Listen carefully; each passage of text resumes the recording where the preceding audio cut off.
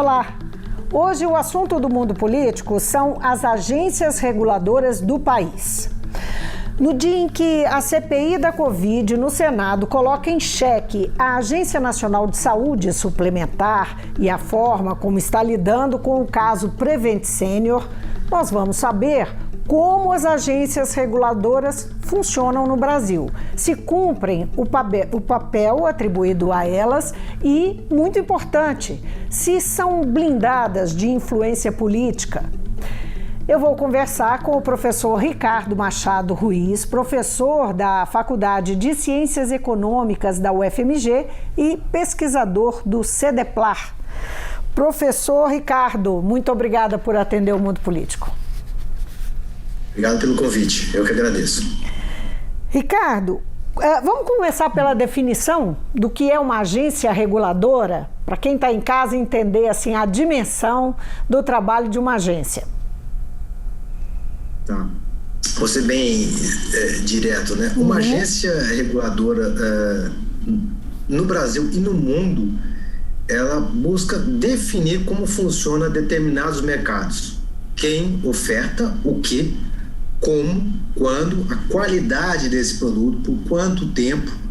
Muitas vezes define preço, muitas delas chegam a definir nível máximo de preço a ser praticado, nível mínimo de qualidade. Ou seja, a agência reguladora é como se ela desenhasse um mercado, definisse um espaço de disputa concorrencial, onde, de um lado, você tem um conjunto de empresas que oferta para um conjunto de consumidores, usuários, por exemplo, né? E ali, essa interação, entrada e saída de empresas, quais são os direitos, quais são as qualidades do que está sendo ofertado, é definido por uma agência reguladora. Essa agência reguladora constrói, vamos dizer assim, o mercado, né? Ela define as tecnologias, eventualmente, as escalas, os tipos de produto e, a depender do contexto, define a conexão entre esses vários ofertantes. Por exemplo, quando nós temos empresas que ofertam serviços de telefonia, por exemplo, né, que todo mundo conhece muito, utiliza, uma empresa deve entrar em contato com outra empresa, né? Então, eles definem as redes de compartilhamento de serviços e de outros produtos que eventualmente ocorrem. Define padrões mínimos, define muitas vezes até embalagem. Eventualmente, o público deve conhecer uma embalagem padrão, né, conhecida como genérico, né? Eu acho que todo mundo já deve ter visto essas caixinhas de genérico. Esse tipo de embalagem é padronizada para facilitar a identificação, facilitar a seleção de produtos complexos, tendo uma imagem simples e padronizada por parte dos consumidores. Tudo isso é trabalho de uma agência, né? São aquelas amarelinhas, né?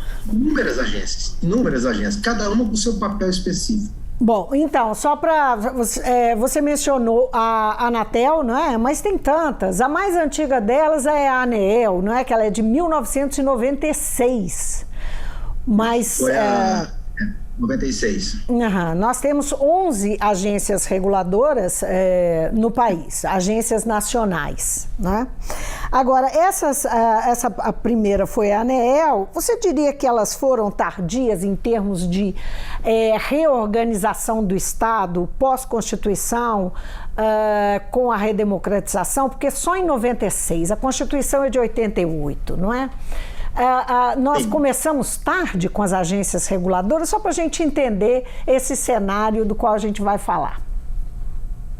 Não, nós não começamos, né, em relação à Constituição de 88, nós não começamos tarde, porque o processo de privatização só avançou mesmo no Brasil depois de 1900, mais ou menos quase 10 anos depois da Constituição, né? A Constituição de 88, a onda de privatização no Brasil, então de desregulamentação, ocorre a partir de 96, como você citou. Antes nós tivemos algumas privatizações, mas que prescindiam, na sua grande maioria, de agências reguladoras. No caso pós-96, aí sim era necessário você ter agências reguladoras. Então, se a gente olhar em relação à Constituição de 88, não me parece ter sido tardia. Qual que é o problema? Aí sim vem um detalhe importante, né? A agência reguladora foi constituída quase que um pouco depois eu digo assim, 1 ano, 6 meses depois da privatização. O que ocorre nesse caso? Ocorre que a agência demorou muito tempo para se estruturar. Se nós olharmos por esse prisma, ali sim teve um atraso de 2 anos, vamos dizer assim, em relação ao setor que era antes estatal. Então, ali no período de 88 até 96, os setores continuavam sob controle do Estado. E aí então, você está falando da Anatel, da telefonia especificamente, né? Exatamente. Que é a primeira grande experiência de agência reguladora, assim, para atender o cidadão comum, é a primeira experiência? É a primeira experiência efetiva, vamos dizer assim, depois da Constituição de 88, sim. Tá? Nós tivemos também ali alguns casos absolutamente estranhos na época, né? Por exemplo, o que se tem de serviço de saúde hoje, que é regulado, supervisionado pela Agência Nacional de Saúde, a ANS, né? Naquela época, isso foi parar no Banco Central do Brasil, né? Então, nós tivemos ali uma precariedade, nesse período que vai de 94 até mais ou menos 2002, muito grande em termos de regulação. Mas depois, as agências foram se estruturando. Então, eu diria que houve, sim, um atraso, mas não foi em relação à Constituição de 88, foi em relação às datas de privatização de alguns setores que são historicamente regulados no mundo inteiro, não somente no Brasil. Então, talvez ali, indo ao encontro da sua fala, houve um atraso se a data relevante à data de privatização. Aí houve um atraso de 1, 2 anos em alguns casos. Em alguns outros casos foi um pouquinho mais longo, 3, 4 anos. Sim. Agora, só para esclarecer, a regulação, ela não é feita só em relação ao setor privado ou só em relação ao setor público. São ambos os setores que são regulados. Qualquer empresa, pública ou privada, nacional ou estrangeira, capital misto, joint venture, qualquer tipo de arranjo societário que você possa imaginar, tá? Se está naquele setor tem uma agência reguladora, deve se submeter à agência reguladora. Tá? Então, um exemplo aqui talvez seja mais conhecido, né? Tem uma agência reguladora que não está entre essas 11 que você citou, que se chama Banco Central do Brasil. Tá? O Banco Central do Brasil tem papel de uma agência reguladora no setor financeiro, apesar dele não ter somente este papel, né? Ele tem várias outras funções, o Banco Central do Brasil, né? Mas ele regula o setor bancário. No setor bancário, nós temos empresas estatais, bancos públicos. Esses bancos públicos seguem as regras definidas pelo Banco Central, que se aplicam ao banco público e se aplicam também ao banco privado. Bom, então agora vamos falar, isso é para ter ideia de como é que funciona, assim, né, o todo. Agora vamos falar dos problemas. Está depondo hoje, na CPI da Covid, no Senado, o diretor-presidente da Agência Nacional de Saúde Suplementar, que é o Paulo Roberto Rabelo Filho. Ele disse que a ANS já identificou irregularidades na Prevent Senior e que será designado um diretor técnico da agência para atuar na empresa, o que teria aí um caráter de intervenção. Qual que é a sua impressão sua primeira impressão do depoimento do diretor-presidente da ANS? Bem, eu vi uma parte do depoimento, né, em que ele apresenta, faz uma afirmação, essa sim me deixou muito preocupado, que eles tomaram ciência, né, tomaram conhecimento de que existia, neste plano de saúde específico, problemas. A partir da denúncia feita na CPI, a partir da investigação feita na CPI, a partir do histórico ali da CPI, de identificar temas relacionados à pandemia, né? E ali no fim desembocou num plano de saúde específico dedicado a um segmento de mercado, né? As pessoas de maior idade, né? Idade mais avançada, e encontraram ali eventualmente problemas na prestação de serviço, vamos dizer assim, para usar uma expressão da agência reguladora, né? Que era uma prestação de serviço inadequada que fugia às regras definidas pela Anvisa, que é uma outra agência reguladora, né? e também, provavelmente, por algumas normas, protocolos do Ministério da Saúde. E o caso ali está sendo veiculado, a questão de você usar o tal kit Covid, né? Kit Covid. Que não tinha... para o tratamento precoce. Era considerado válido. Tratamento precoce, né? Bem, é estranho isso, tá? Porque, em tese, a agência teria que ter no momento em que ela nota algum tipo, vamos dizer assim, de distorção em relação à prestação de serviço que ela regula, ela teria que abrir um processo administrativo, uma investigação, abrir um estudo sobre o que está sendo denunciado, do que está sendo ouvido. A agência deveria ter esta disposição a investigar possíveis denúncias de prestação de serviços que estavam fugindo às regras. Só uma observação. Isso deixou bastante preocupado. Só uma observação. O que os senadores estão dizendo é que tem uma documentação que aponta para denúncias já em julho do ano passado e que chegaram à imprensa pelo menos no início desse ano. Começaram a ficar mais claras no início desse ano.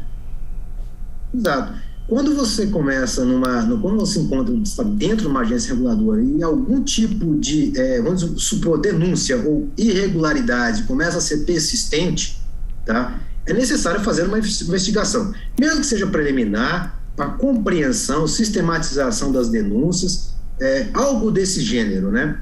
Então, nós temos ali um período de já vai quase 12 meses, onde esse tipo de reclamação, vamos dizer assim, para usar uma expressão que é muito comum, né? Reclamação de que aquele serviço não está sendo prestado de forma adequada. Não foi aberto nenhum tipo de investigação. E eu acho que esse é um ponto importante, né? Quando nós estamos em agência reguladora, você abre estudos preliminares, inquéritos, avaliações, processos administrativos em fase mais avançada para averiguar o que está ocorrendo. Se é uma persistência, é necessário de algum modo investigar. Não pode deixar, por exemplo, recorrentes reclamações se acumularem.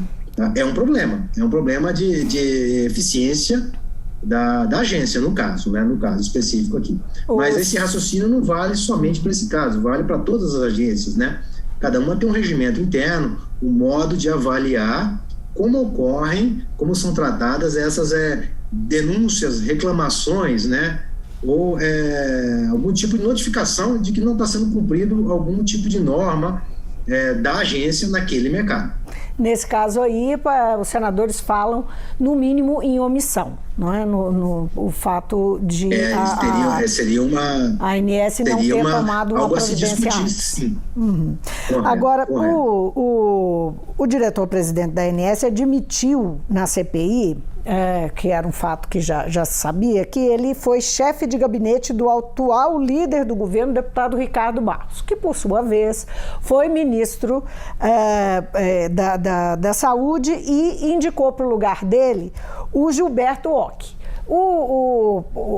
Voltando lá no diretor-presidente da ANS, fica meio confuso, né? São muitos personagens, mas ele diz que, na verdade, ele não foi indicado pelo Ricardo Barros, ele foi indicado pelo Gilberto Ock, que, por sua vez, foi indicado pelo Ricardo Barros. Enfim, chegamos sempre no líder do governo.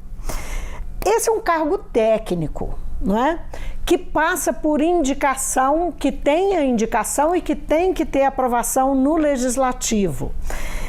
Isso é a questão desse cargo técnico, ser um cargo técnico de uma instituição que devia ser de Estado e não de governo, é um problema. O quanto isso é delicado nesse tipo de... Quando emerge um problema como esse, não é? Há interesses a serem defendidos, pode haver interesses a serem defendidos. Isso é um problema que está na forma como é feito, como é que é feito em outros países, enfim, eu queria que você avaliasse esse aspecto, né? A indicação de um presidente, de um diretor-presidente de uma instituição como essa. Ok. Bem, esse processo de indicação de algum indivíduo, pessoa, cidadão, para participar, ser parte de uma agência reguladora, Isso é recorrente no mundo afora, tá? Não é exatamente algo estranho aqui no Brasil. Vamos dizer assim, para usar uma expressão, não é uma jabuticaba, né? Só no Brasil que existem indicações políticas, né? Eu acho que não é um problema, é uma característica, né, deste processo. Na democracia, o poder instituído, que venceu a eleição, que controla os fóruns deliberativos no legislativo, no executivo, no judiciário, eles definem quem são aqueles que melhor representam o governo. Qual é o ponto? O ponto que eu acho não é a indicação vir de algum ministro, de algum deputado, de algum senador. É este indicado respeitar e executar aquilo que está definido em lei. Este que é o tema importante, definido pela legislação específica daquela agência, pelo regimento interno daquela agência, pelas competências daquela agência. No caso, por exemplo, quando se houve recorrentemente críticas a algum tipo de prestador de serviço, que talvez seja o caso aqui, mas isso vale para outras agências também, tá? É necessário que se tome-se procedimentos que estão definidos no regimento interno, que atendam, que respeitem a lei que define as competências daquela agência. Esse que é o ponto. O ponto, eu acho, nós temos que tirar um pouco a atenção da personalização, da individualização e focarmos muito mais nas leis que valem para aquele cidadão, para aquela cidadã que está naquela agência, como vale para qualquer outro que o substituir. Esse que é o ponto importante. Nós temos que ter bons legisladores, tá? Nós temos que ter bons deputados, nós temos que ter bons senadores. Esse que é o ponto central. Se nós tivermos legisladores, senadores ou deputados, nós teremos ali, no momento em que alguém for indicado e se identificar ali um tipo de, algum conflito de interesse, para usar uma expressão que eu acho importante a gente colocar aqui para o público, né? Conflito de interesse, pessoas vinculadas aos interesses privados, que podem manipular a agência em favor de algum interesse privado, de algum tipo de produto que em tese não seria adequado, por exemplo, tá? Aí sim o legislador deveria fazer o quê? Definir sistemas de punições, definir sistemas de monitoramento, substituição desse indivíduo, dessa pessoa que está lá. Esse é o ponto central, é a lei, a legislação, o regimento. A indicação vai sempre ocorrer neste governo ou no outro, tá? O que nós não podemos deixar é espaço amplo para favorecimentos na execução da lei que comanda aquela agência, que define o que aquela agência fará ou não fará. Eu acho que esse que é o ponto central.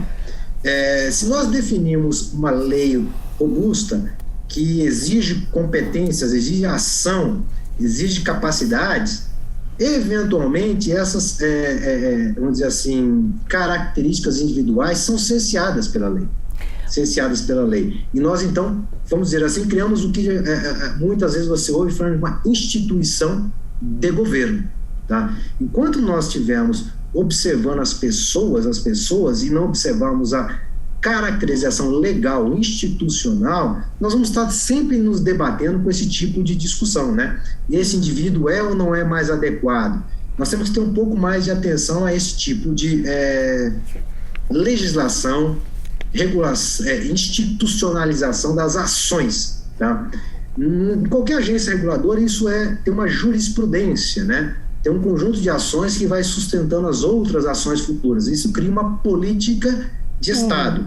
Algumas agências podem indicar outros que são mais tolerantes ou intolerantes em alguns aspectos. Mas veja, você continua dentro de uma esfera definida pelo legislativo, né? O que é essa esfera? Essa esfera é a esfera da lei. O órgão, como ele funciona, deve funcionar com as competências dele, né? Agora, Ricardo, é uma coisa que eu queria deixar mais clara. Essa legislação que regulamenta essas agências, elas não chegaram. Você está dizendo que não é só uma questão de olhar, mas o que está na letra da lei também é insuficiente nos termos de regulação dessas agências? Falta uma melhor regulamentação? É possível, tá? É possível, sim. Note, imagina o seguinte, nós olhamos os mercados, as indústrias, por exemplo, pegue qualquer tipo de produto que você compra hoje no mercado, né? Telefones, computadores, rádio, televisões, carros, tudo isso. Houve uma mudança nesse produto. Um produto que existe hoje no mercado, ele é muito diferente do produto que existiu há 20 anos atrás, ou há 10 anos atrás. Houve uma mudança na forma de produção, houve uma mudança na performance, no desempenho daquele produto. Você tem, então, atualizar a lei que define se aquele produto é adequado ou não é adequado ao consumo. A agência passa pelas mesmas transformações, então é necessário nós revisarmos a legislação toda vez que se define o que se encontra, por exemplo, algo que, vamos dizer assim, estranho ao ambiente econômico. Então é necessário, sim, revisar as leis. Hoje, uma agência reguladora em 2020 é diferente de uma agência reguladora em 1980. Tá? Houve mudanças tecnológicas, mudanças de produtos, mudanças de durabilidade, composição de material, efeitos externos, ambientais. Por exemplo, né, só para colocar um tema que eu acho que é importante aqui. Hoje, a questão ambiental é também uma questão regulatória, vamos dizer assim, transversal.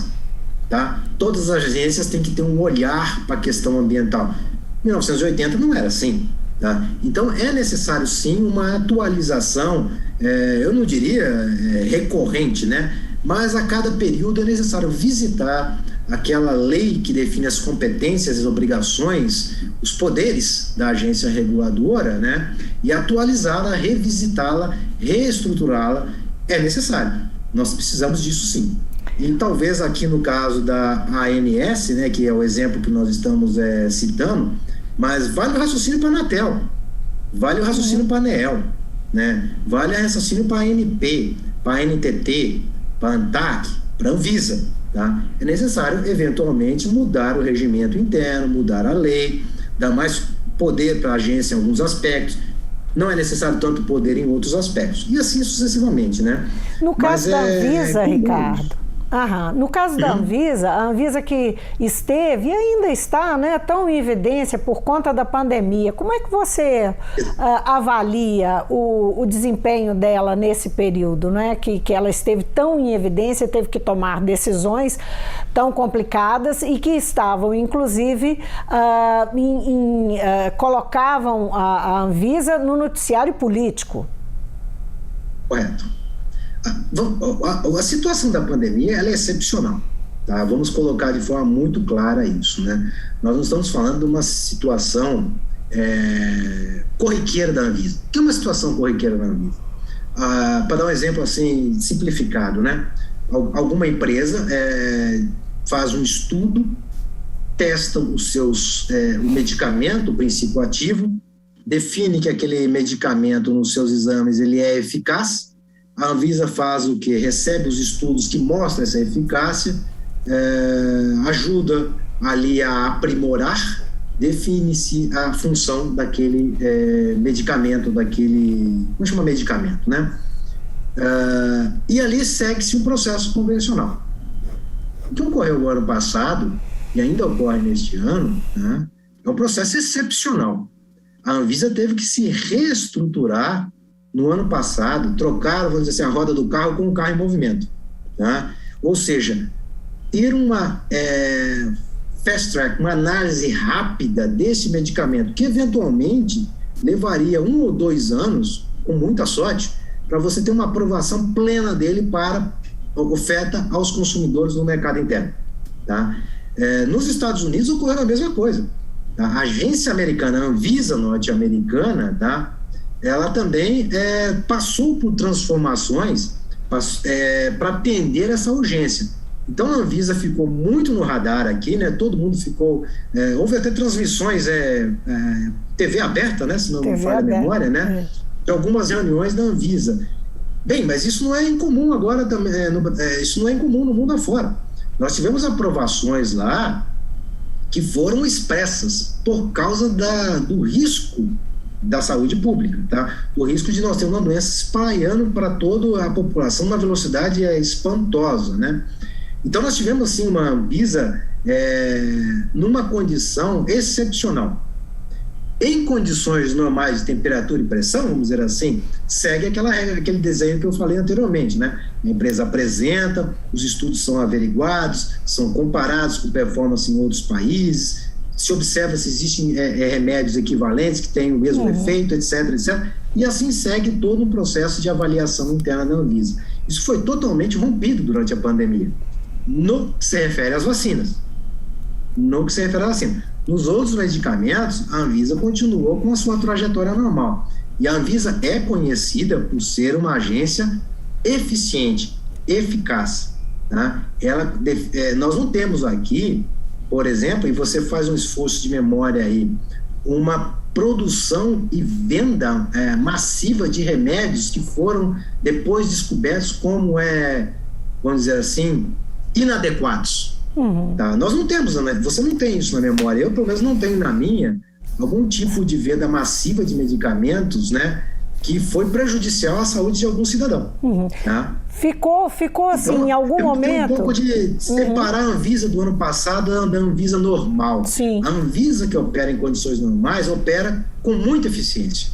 Ficou uma dúvida, surgiu uma dúvida que eu acho que persiste até hoje, sobre se houve ou não e qual o grau se houve, qual o grau de interferência que a Anvisa, a pressão que a Anvisa sofreu para atender interesses políticos do Planalto. Olhando para o passado, você percebe, você acha que as críticas que isso pode ter realmente acontecido? E se a Anvisa sobreviveu bem a essa... essa suposta pressão? Olha, eu diria que a Anvisa sobreviveu. Tá? Eu acredito que deve ter sairá dessa crise de saúde pública com alguns problemas. Tá? Ela vai ter que ser revista, alguns procedimentos, né? Vai ter que ser tratado com mais atenção, porque nós não sabemos o que vem adiante. Tá? Então é claro que eu vejo para mim com clareza de que provavelmente a Anvisa vai modificar alguns dos seus procedimentos internos para avaliação de vacinas, medicamentos, e eu acredito que na próxima indicação por parte do governo executivo ao legislativo de diretores da Anvisa será dedicada muita atenção a essas pessoas, porque ficou claro nessa crise que nós tivemos de saúde pública, a pandemia do Covid-19, a importância de uma agência reguladora. Tá? A Anvisa, eventualmente, e nós saberemos disso com os resultados da CPI, que está investigando exatamente esse tema que você está perguntando, né? Se houve ali dentro durante esse ano de 2020, 21, 22, tá? Se ocorreram ali 21, 22, né? Se ocorreram ali modificações no corpo diretivo da Anvisa que favoreceram A ou B ou C, né? Mas, de qualquer maneira, olhando para adiante, né? Eu acho que daqui por diante os diretores da Anvisa receberão uma grande atenção por parte do Senado Federal. E eu acho que é possível também até que possíveis modificações na lei que define a Anvisa, a atuação da Anvisa. Talvez até de outras agências, Anvisa, ANS, etc., né? O governo tem a pretensão de fazer algumas privatizações, não é mesmo que desde o começo isso vem se arrastando, mas enfim, o fato é que tem no horizonte a intenção de fazer algumas privatizações. Você diria que as agências reguladoras podem garantir as necessidades, suprir as necessidades das populações que serão afetadas por essas privatizações, quer dizer, pela mudança de mãos dos serviços, das mãos do Estado para as mãos da iniciativa privada, não é? Porque existe, assim, no nosso Estado liberal um pressuposto de que a iniciativa privada dá conta muito melhor do que o Estado, mas isso é um pressuposto que pode ser enganoso. Então, eu queria saber até que ponto a agência reguladora pode suprir resolver essa mudança de mãos aí com segurança para o cidadão. Então, um exemplo bem objetivo para você. Eu não vou lá concreto, mas eu vou dizer um exemplo aquático, né? Hídrico. A mudança na lei de saneamento básico que ocorreu o ano passado. A lei de saneamento básico vai exigir agências reguladoras em escala eventualmente municipal, para definir a qualidade dos serviços de captação, tratamento de água e esgoto, e distribuição de água e esgoto. Tá? Então, nós temos hoje, indo ao encontro do que você está falando, nós temos uma abertura do mercado de saneamento básico no Brasil à iniciativa privada, para os quais se exigirá uma agência reguladora em alguma escala, talvez estadual, talvez subregional, municipal, etc. Então, nós estamos. Essa pergunta que você colocou é importante, porque a água hoje é um tema importante. A água, hoje no Brasil, ela tem um papel duplo, né? Vamos dizer assim, ela é uma água para consumo humano e para geração de energia. Tá? Está sob pressão ambiental. É necessário uma agência que organize a utilização da água. E ela não pode ser conflitiva com essa dupla uso da água. Pelo menos é um aspecto que estou colocando aqui só para as pessoas entenderem de forma rápida, né? Existem outras questões relacionadas à água. Mas, por exemplo, a questão ambiental... exemplo, né? Oi? O lago, a contenda em relação ao Lago de Furnas é um exemplo clássico dessa demanda. Porque ali, você vê ali, é explícito, né? Eu preciso da água para gerar energia, mas preciso da água para consumir também, né? E para abastecer as populações que estão na região. Esse é um conflito importante, tá? Então, ali, mesmo que a agência, mesmo que o setor privado seja, vamos dizer assim, extremamente competente na captação, tratamento da água, distribuição da água, tratamento, captação do esgoto, tratamento do esgoto, tem uma questão que é externa a essas capacidades, que é o quanto de água eu posso retirar de algum lugar e que tipo de água eu vou retornar àquele lugar. Por quê? Porque essa água eventualmente vai ser utilizada por outros, ou vai ser utilizada para geração de energia, ou eu tenho que monitorar o lago para não ter uma queda muito grande da oferta de água nos próximos meses, que é um tema que nós vamos enfrentar em breve aqui, né? Em breve nós estamos aqui correndo sério risco de nós termos, aspas, apagões, né? Incapacidade de gerar energia, em particular a hídrica, e não ter uma energia alternativa. Existe uma agência que regula isso. E essas duas agências, uma é a Agência Nacional de Água e Saneamento Básico, a ANA, que foi reestruturada para ser capaz de observar, analisar, definir como operarão essas empresas privadas que estarão dentro de cada município ou região de cada estado. Essa a ANA hoje está se equipando, vamos dizer assim, se organizando para essa atividade que antes não pertencia a ela, tá? E agora passa a ser uma atividade regulada pela ANA, ou regulada não, eu diria que a ANA define padrões que devem e podem ser utilizados pelas agências reguladoras estaduais, municipais ou qualquer outra regionalização que porventura o Estado defina. E os municípios aceitem também participar. Então nós temos hoje, a ANA é uma agência que vai exatamente, é um bom exemplo para a sua pergunta. Ela não está equipada e está se equipando, se organizando para isso. A Anvisa, para retornar lá ao nosso tema anterior, provavelmente deve estar definindo procedimentos de urgência quando ocorrer algo similar ao que ocorreu no ano passado. Tá?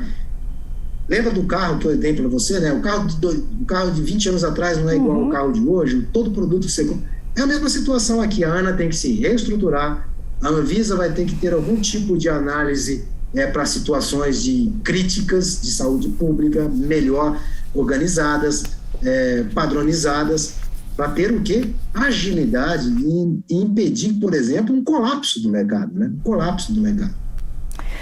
Tá aí, essa nossa conversa dá para quem assistir a nossa entrevista uma ideia da importância das agências reguladoras e o quanto é importante a população ficar de olho nelas, acompanhar o trabalho delas e regular as agências. Muito obrigada, Ricardo.